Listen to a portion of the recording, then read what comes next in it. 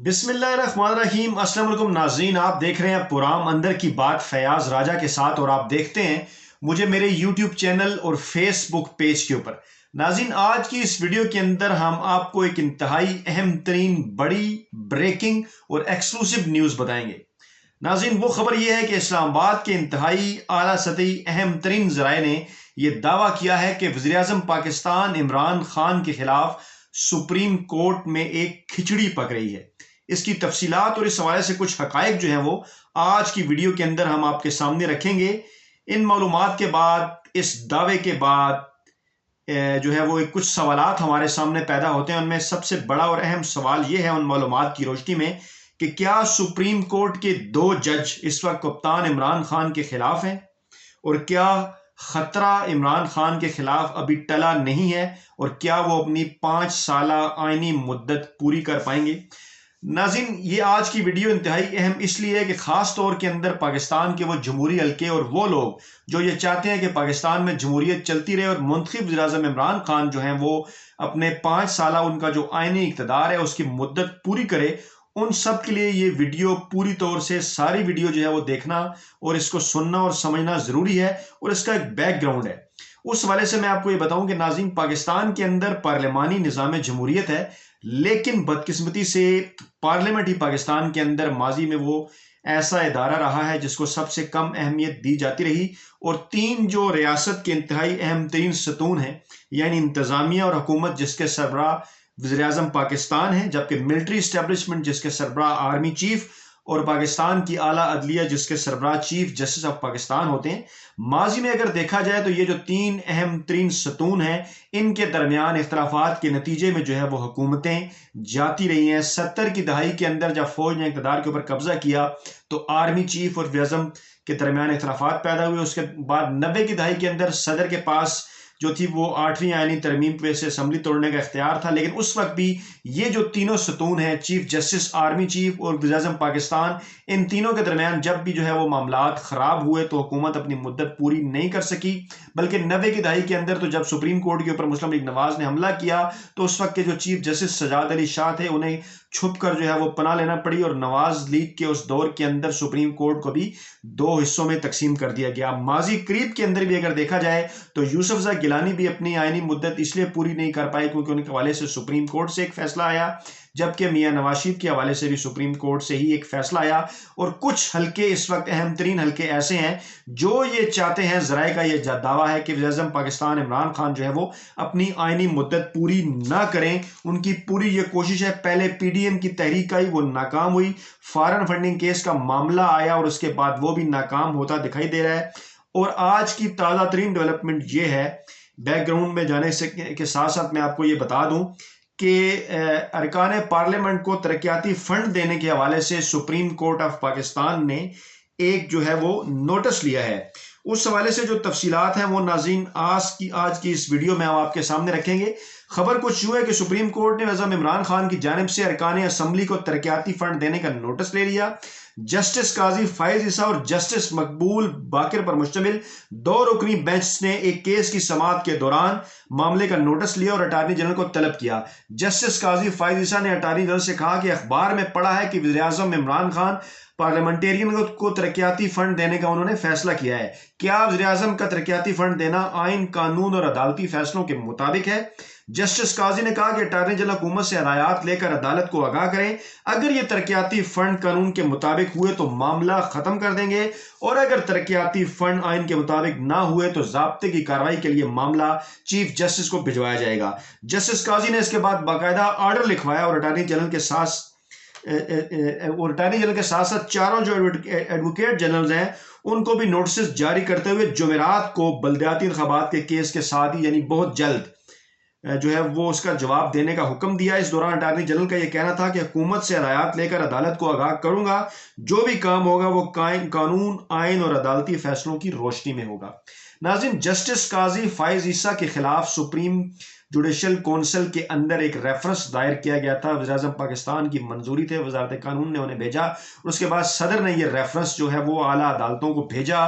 और वहां से वो रेफरेंस के ऊपर जब उनके खिलाफ दरखास्त दी उस रेफरेंस के खिलाफ काजी फायज ईसा ने, तो जस्टिस काजी फायज ईसा के केस का एक फैसला आया जिसके अंदर जो है वो 9 के मुकाबले में एक जज के से वो फैसला आया और 9 जजेस ने इस जो है वो रेफरेंस को कलअदम करार दिया और 7 अरकान ने एफबीआर टैक्स के मामलात जो है वो एफबीआर को टैक्स के मामलात की तहकीक करने का हुक्म दिया और ये कहा कि रिपोर्ट जुडिशल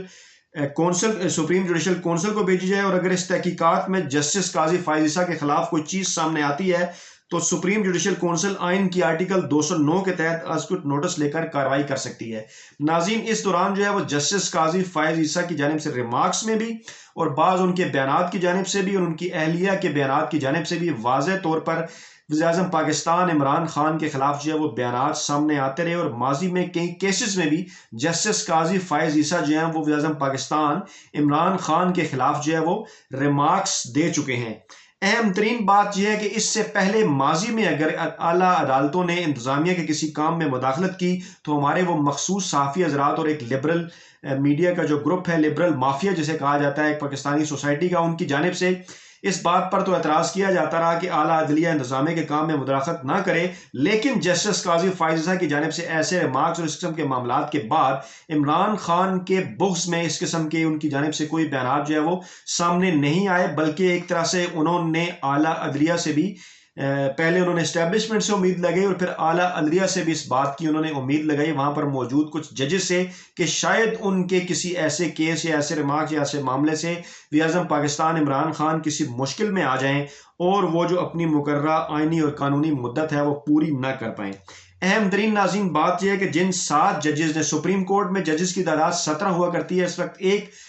जो वैकेंसी है वो खाली है। 16 मोजेस जो है वो जजेस हैं इस वक्त सुप्रीम कोर्ट के अंदर। 10 रुकनी ये बेंच था जस्टिस काजी फायज ईसा वाला और इसमें से justice Umar Ata Bandial, justice Munib Akhtar, justice Sajjad Ali Shah, justice Mazhar Alam, justice काजी अमीन, जस्टिस मंजूर मलिक और जस्टिस फैसल अरब ने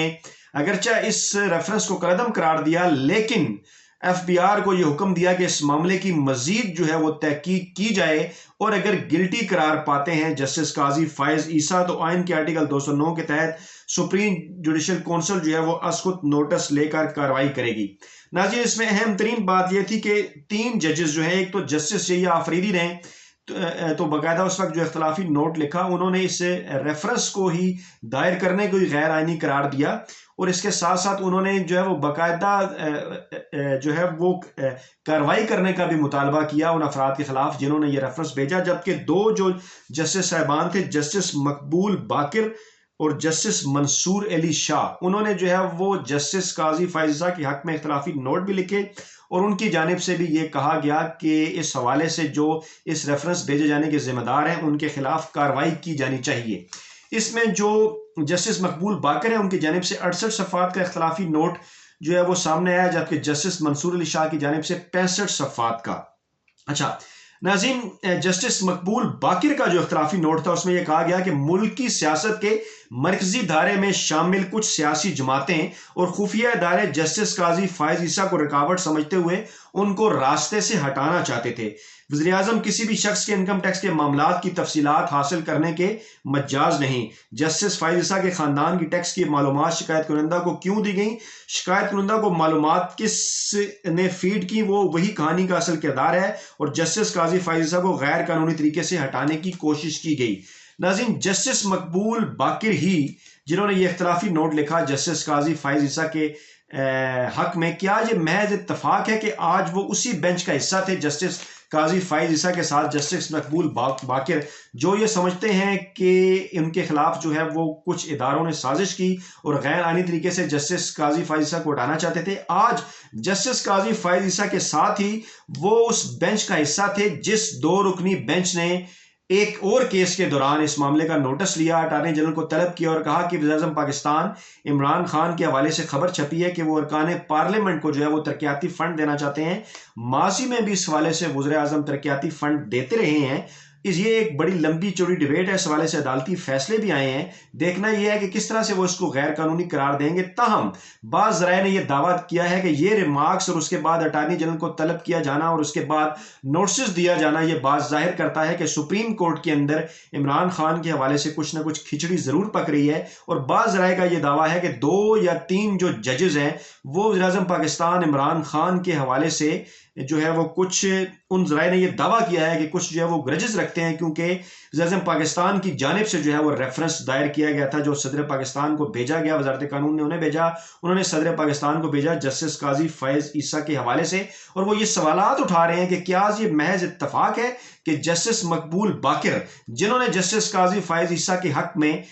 वो इख्तलाफी नोट लिखा था और जिन्होंने ये रेफरेंस भेजा था, उनके खिलाफ कार्रवाई करने का हुक्म दिया, हालांकि अक्सरियती फैसला ये नहीं था, अक्सरियती बेंच ने रेफरेंस तो जो है वो कलअदम करार दिया, लेकिन उनके खिलाफ जस्टिस काजी फ़ैज़ ईसा के खिलाफ तहकीकात का हुक्म जो है वो FBI को दिया और ये कहा कि कतन ये जस्टिस ये जो रेफरेंस था ये बदनीति पर मबनी नहीं था और इस मामले का इस बात से कतन को तल्लुक नहीं कि जस्टिस काजी फ़ैज़ ईसा माजी में गोया वो खुफिया इदारों के हवाले से कोई रिमार्क्स दे चुके हैं या किसी केस में कोई फैसला कर चुके हैं, जो कि फैजाबाद का पिंडी धरना केस था, उस हवाले से जो काजी फ़ैज़ ईसा का फैसला है। लेकिन अहम तरीन बात जिसके हवाले से ज़राए दावा करते हैं वो ये भी है कि माजी में जब यूसुफ रज़ा गिलानी के दौरे हुकूमत में एक मेमो केस सामने आया, उस मेमो कमीशन की सरबराही जस्टिस काजी फ़ैज़ ईसा के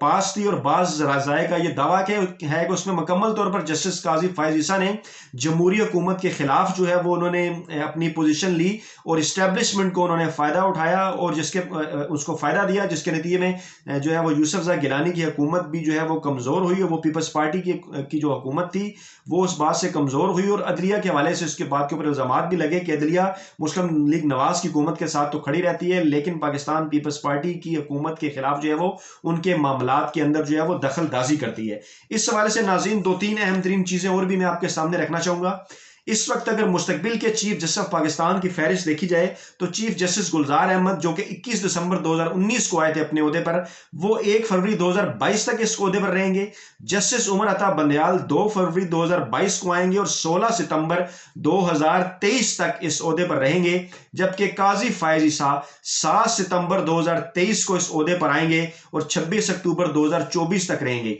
अब 17 सितंबर 2023 को इस ओहदे पर वो आएंगे। उससे पहले इमरान खान अपनी 5 साल आईनी मुद्दत अगर वो पूरी करते हैं तो 18 अगस्त यानी उससे तकरीबन एक माह पहले अपनी मुद्दत पूरी कर चुके होंगे और जो नए इलेक्शन जब मुल्क में होने लगे होंगे और उस वक्त तक अगर कोई गैर मामूली या कोई ऐसे हालात पैदा ना हुए, तमाम लोग अपने इन ओहदों पर मौजूद रहे, तो जस्टिस काजी फ़ैज़ ईसा जो है वो आइंदा आम इंतखाबात के वक्त जो है वो चीफ जस्टिस ऑफ पाकिस्तान होंगे। और बाज़ ज़राए ये दावा करते हैं कि शायद जो कुछ कुव्वतें उन्हें इस ओहदे पर नहीं देखना चाहती, हालांकि वो उस वक्त इस ओहदे के ऊपर आएंगे जब इलेक्शन के हवाले से तमाम तर शेड्यूल अनाउंस हो चुका होगा, तमाम तर तैयारियां जो है वो मुकम्मल हो चुकी होंगी, इख्तियारात इलेक्शन कमीशन ऑफ पाकिस्तान के पास होंगे और वही ये सारे इलेक्शन कराएंगे। लेकिन बाज़ ज़रा ये कहते हैं कि जस्टिस काजी फ़ैज़ ईसा को जो है वो बाज़ कुव्वतें जो है वो इस सारे मामले से अलग करने की कोशिश करेंगी। तो नाज़रीन, लेकिन अहम तरीन बात यह है कि जस्टिस मकबूल बाकिर आज जस्टिस काजी फ़ैज़ ईसा के साथ उसी बेंच का हिस्सा थे जिस बेंच ने वज़ीर-ए-आज़म पाकिस्तान इमरान खान के इस इक़दाम के ऊपर से इस इक़दाम के हवाले से सवालात उठाए हैं कि वो क्यों कर तरक्याती फंड जो है वो पार्लियामेंटेरियंस को दे रहे हैं, जिस हवाले से ज़राए ने यह दावा किया है कि सुप्रीम कोर्ट के अंदर इमरान खान के खिलाफ कोई ना कोई खिचड़ी पक रही है। और इसके साथ साथ बाज़ लोग जो हैं वो जस्टिस काजी फ़ैज़ ईसा और जस्टिस मकबूल बाकिर के साथ साथ जस्टिस मंसूर अली शाह और जस्टिस जहिया आफरीदी, जिन्होंने उस वक्त इख्तलाफी नोट लिखे थे, उनका भी जिक्र करते हैं। लेकिन ये ज़राए का दावा है और ये ज़राए ये दावा करते नजर आते हैं कि वज़ीर-ए-आज़म इमरान खान के लिए अभी खतरा जो है वो टला नहीं है, उन्हें जो है वो खबरदार रहना चाहिए, क्योंकि वज़ीर-ए-आज़म पाकिस्तान इमरान खान अपनी 2.5 साल जो निस्फ मुद्दत है वो, ये भी मैं आपको बता दूं, वो 18 फरवरी को पूरी करने जा रहे हैं और इस वक्त पाकिस्तान में 9 ऐसे वज़ीर-ए-आज़म हैं जो उनसे ज्यादा जो है वो अपनी मुद्दत गुजार चुके हैं। यूसुफ रज़ा गिलानी 4 साल 2 माह, लियाकत अली खान 4 साल 2 माह, नवाज शरीफ 4 साल 1 माह, जुल्फ़िकार भुट्टो 3 साल 10 माह, शौकत अजीज 3 साल 2 माह, मोहम्मद खान जुनेजो 3 साल 2 माह, बेनज़ीर भुट्टो 3 साल 17 दिन, नवाज शरीफ 2 साल 7 माह और फिर नवाज शरीफ 2 साल 7 माह, जबकि इमरान खान अपने 2 साल और 6 माह फरवरी के अंदर पूरे करेंगे। तो क्या ऐसा मामला है कि वज़ीर-ए-आज़म पाकिस्तान अगर अपनी आईनी मुद्दत पूरी करते हैं और पाकिस्तान के अंदर ऐसे पहले वज़ीर-ए-आज़म करार पाते हैं जो कि अपनी 5 साल आईनी मुद्दत पूरी करेंगे, तो इसमें क्या मुज़ायका है? लेकिन ज़राए का दावा है कि बाज़ कुव्वतें जो हैं वो इस हवाले से अपना काम कर रही हैं और बाज़ कुव्वतों की ये कोशिश है और बाज़ कुव्वतों की ये ख्वाहिश है कि वज़ीर-ए-आज़म पाकिस्तान इमरान खान जो है वो अपनी 5 साल आईनी मुद्दत पूरी ना कर सकें और उन्हें किसी न किसी आईनी और कानूनी मामले में जो है वो डाला जाए और इस हवाले से बाज लोग जो है वो इस्टेब्लिशमेंट के बाद अब अदलिया से जो है वो उम्मीद लगाए बैठे हैं। नाज़रीन, ये थी आज की अहम तरीन वीडियो। बहुत जल्द नई वीडियो के साथ आपकी खिदमत में हाजिर होऊंगा। अपना बहुत ख्याल रखिएगा। अल्लाह हाफिज।